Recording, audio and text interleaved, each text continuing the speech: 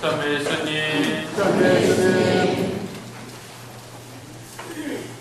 가나안 부인이 예수님께 와서 가나안 부인이 예수님을 찾은 이유는 딸이 호되게 마귀가 들렸다고 했습니다. 가나안 여인이라 하면 이스라엘 백성에게서는 경계를 해야 되는 사람의 부류 중에 하나입니다.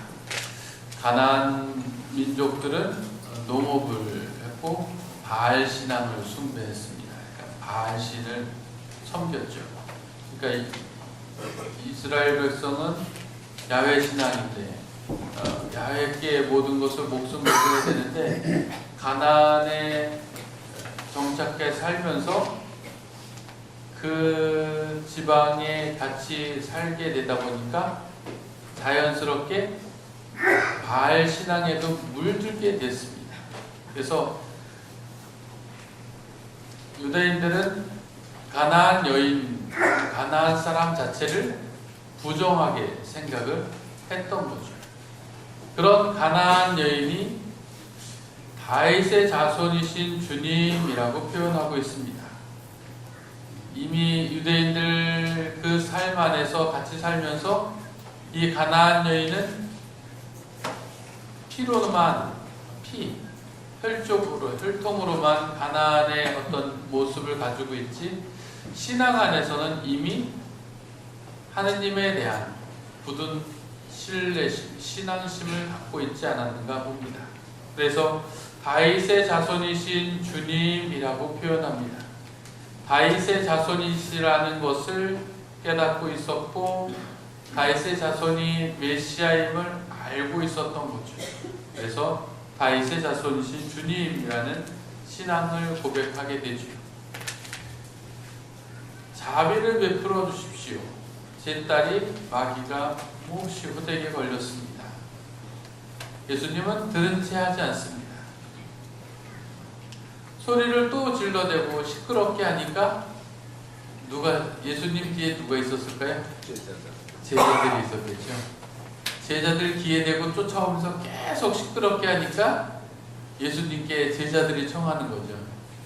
예수님 시끄러워요. 어떻게 좀 저 여자 좀 어떻게 돌려보내시. 저희가 가라고 가진 않아요. 그러니까 예수님이 돌아서서 나는 이스라엘 민족을 잃어버린 양들을 찾으러 파견되었을 뿐이다. 이스라엘의 잃어버린 양들, 이스라엘 민족들을 구원하러 왔을 뿐이다 라고 하자 주님 자비를 베풀어 주십시오. 더 무릎을 꿇으면서 자녀들의 음식을 자녀들에게 주는 빵을 강아지에게 던져주는 것은 좋지 않다. 이제는 상당히 모욕적인 말을 하고 계십니다. 예수님이 저렇게 말해도 될까? 너무 과격한 표현인데 라는 생각이 들 정도입니다.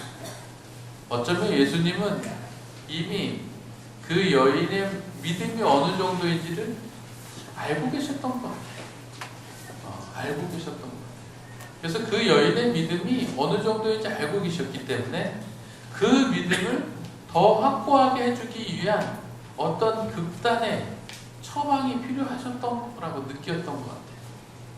그래서 그 여인의 자녀 딸을 강아지로 표현하고 있습니다. 사람과 강아지, 물론 한 공간에서 살고 있지만 엄연히 다르죠. 공간 안에 살고 있지만 엄연히 다르죠. 그 여인의 대답은 굴하지 않습니다. 그 어떤 것에도 굴하지 않는 대답이 나옵니다. 맞습니다. 저도 그렇게 생각합니다. 그런데 간혹 보면 그 자녀들이 식탁에서 먹다가 흘린 것들은 다시 그 자녀들 주워 먹지 않고 강아지에게 던져주거나 떨어진 것을 강아지들이 먼저 와서 먹습니다. 그 정도만 베풀어 주시면 안 되겠습니까?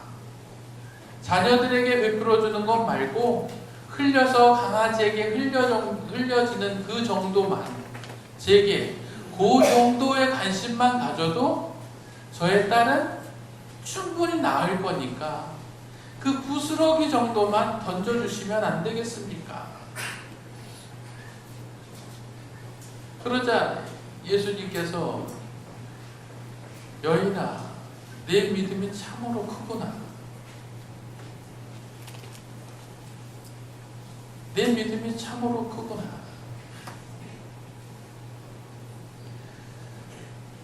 우리에게 주어져 있는 모든 삶들을 한번 되돌아볼 수 있었으면 합니다. 내게 주어져 있는 삶들이 어떤 삶인가요? 그 삶은 하느님께서, 예수님께서 당신 안에 우리가 머물 수 있도록 더 가까이, 더 오래 머물 수 있도록 섭리해 주신 일들이 아닐까요?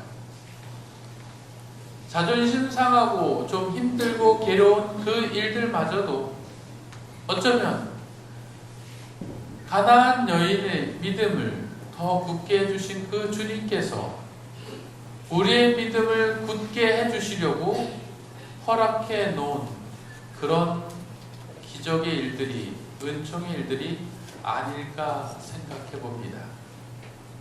내가 주어진, 또 내가 겪어야 되는 그 일들이 그냥 주어져 있는, 그냥 아무런 의미 없이 내 앞에 펼쳐져 있는 그런 일들은 분명 아니겠죠. 의미 없는 일들을 하느님께서 내 앞에 펼쳐놔 주지는 않으셨을 거라 믿습니다. 그렇다면 내 삶 앞에 주어져 있는 그 모든 일들은 분명 우리의 믿음을 굳게 하고, 그래서 하나님 아버지께 한 걸음 더 다가가는 은총의 일들이라는 거죠. 자존심 상하는 것, 그것이 중요하지 않다는 겁니다. 속상한 것, 그거 별로 문제되지 않습니다. 문제는 하느님께 더 다가가는 믿음을 선택해야 하는 우리들의 모습일 것입니다. 예수님의 그 혹독한 말에 가나안 여인이 마음 상하고 마음을 다쳐서 주저앉아 버렸다면 더 큰 믿음은 소유하지 못했을 것이고 그 딸은 치유받지 못했을 것입니다. 내 삶에 주어져 있는 그 아픔들, 그 고통들, 자존심 상하는 그 일들에 우리가 넘어져 버린다면, 그 속에서 헤어나오지 못한다면 아마 우리의 삶을 유혹으로, 분신거리로 가득 차게 될 것입니다. 내게 주어져 있는 일들, 그것이 어떤 일인가 하는 그 부류가 중요하지 않습니다. 중요한 것은 그 일을 내 믿음 안에서 어떻게 받아들이느냐 하는 것입니다. 어떤 모습으로 그 일을 받아들이고 있는지 우리 자신은 되돌아보아야 할 것입니다.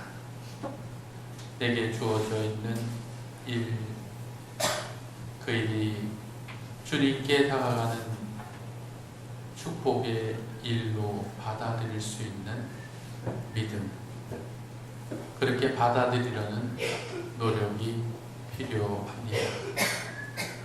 내게 주어져 있는 은총일 것입니다. 내게 주어져 있는 축복 그 자체일 것입니다. 주어져 있는 일 가지고 따지기보다는 주어진 일을 그분 안에서 받아들이려는 우리들의 모습을 가지고 따질 수 있고 분간할 수 있는 그런 신앙인이 되어야 할 것입니다. 주님은 우리를 그렇게 덮은 믿음으로, 흔들리지 않는 믿음으로 초대하고 계십니다. 내게 주어져 있는 그 일들이 바로 그분의 은총의 선물이고 부르심의 선물인 것입니다. 그런 믿음의 삶으로 나아갈 수 있도록 노력합시다. 우리를 그렇게 불러주시고 붙들어주시는 주님께 다시 한번 감사드리며 더욱 굳건한 믿음, 흔들리지 않는 믿음, 어떠한 경우에도 주님의 은총으로 모든 것을 새롭게 받아들일 수 있는 그 큰 믿음을 청하며 잠시 기도합시다.